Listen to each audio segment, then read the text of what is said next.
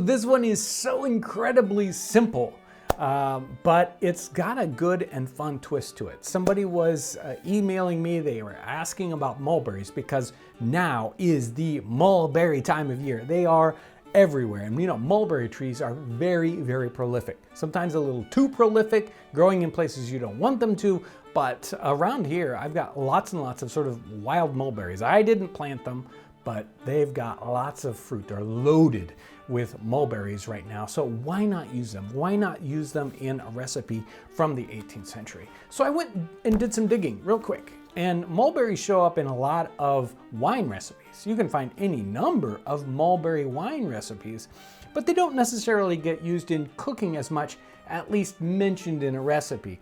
But berries like this can be, I mean, you can use raspberries, you can use all kinds of berries. And this one is one where the author decided to really give us the hint in that. This is Hannah Glass's The Art of Cookery. This is the classic cookbook from the 18th century. And here we have to make an apple pudding. Make a good puff paste. Roll it out half an inch thick. That's puff paste. Pare your apples, core them, enough to fill the crust, and tie it up close. Tie it in a cloth and boil it. If a small pudding, 2 hours. If a large one, 3 to 4 hours. When it is enough, turn it onto your dish, cut a piece of the crust out of the top, butter and sugar it to your palate, lay on the crust again, and send it off to the table hot. A pear pudding can be made the same way, and thus you may make a damson pudding or any sort of plums, apricots, cherries, or mulberries. They are very fine. So we can use anything. So this pudding is incredibly simple. We're gonna make a paste, like a pie crust, and she calls for a puff paste. They use the word puff paste very liberally in the 18th century. We don't have to have it be that, 5,000 layers of butter puff paste. Some people will just buy it from the store, but it's not gonna be a ½ inch thick. We're gonna make a standard pie crust. For this one, it'll work out perfectly. And basically, we make a ball that's hollow. We toss a bunch of berries in it and boil it for 2 hours. And then pour in a whole bunch of butter and sugar. What could go wrong, right? So let's get started.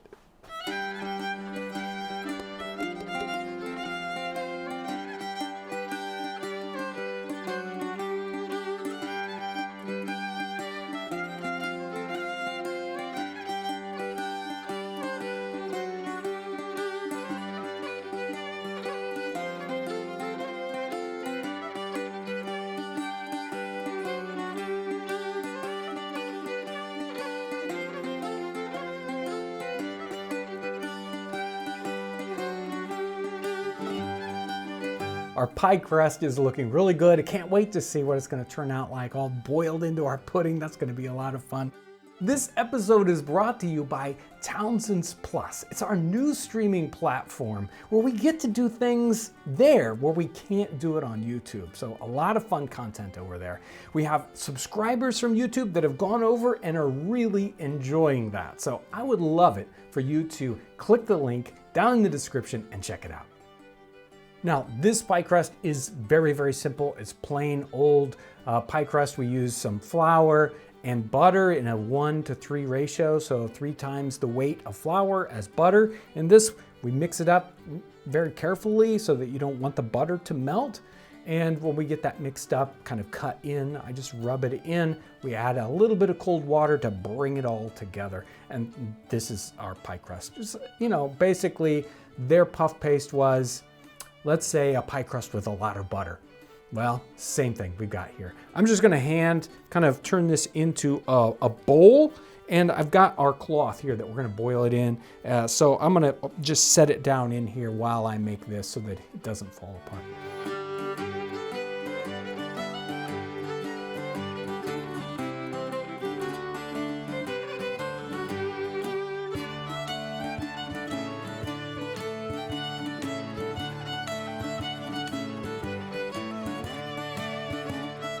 Before we put our dough into our cloth, we need to make sure that it's been boiled, and then we flour it first. We don't want to tear this pudding when we take it out of the cloth. This will help it release nicely. We've got our ball here turned into a bowl in the cloth here to make it a lot easier to form up. And I've put in just enough berries so that we can close it up. Really, the amount of berries has to do with how big your bowl is. So how much flour you started with. If you want to make a big one and it takes 4 hours to boil, then you can do that. We just want to do a small one. We don't want it to boil forever. All we have to do is figure out how to get this closed up now. And we need to make sure, since it's going to be boiling water, that it closes up properly. It seals nicely, or else water will get in there and ruin our pudding. We don't want that to happen.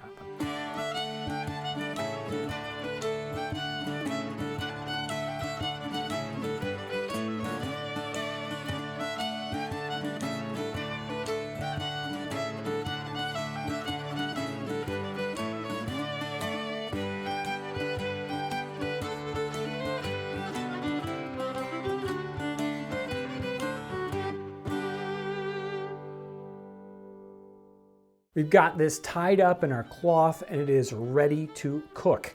This is going to boil about 1.5 hours to 2 hours. Shouldn't take a super long time. This isn't a big pudding. We don't want to get really hot in here, so I'm gonna use our outdoor kitchen. We're gonna actually boil this over a campfire outside. So let me get this on to cook because I'm hungry. I wanna see what it turns out like.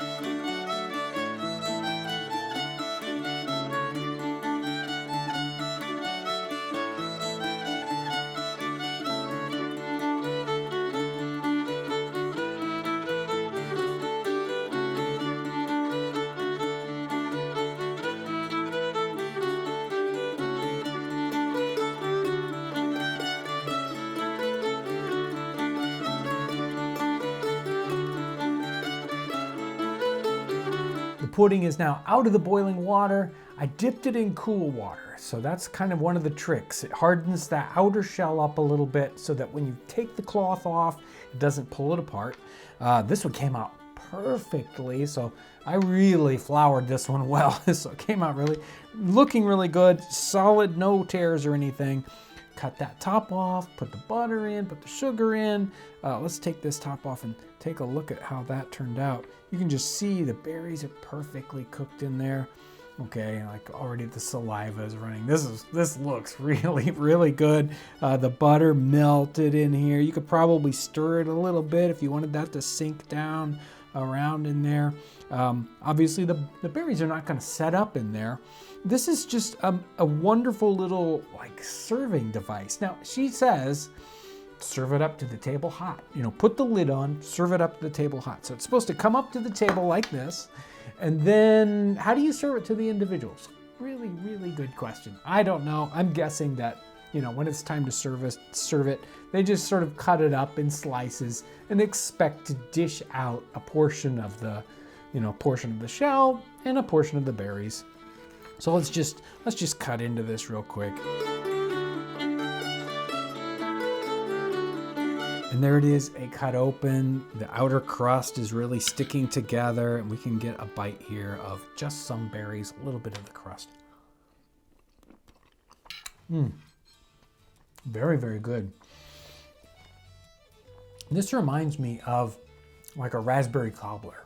So if you've ever done cobblers, you just sort of, put all the berries in there, some sugar, and then you throw on a topping. But this is all enclosed. This is like a cobbler in a ball, right? It has a great look to it, and fantastic flavor as that butter and the sugar kind of work down through the entire dish, as it were.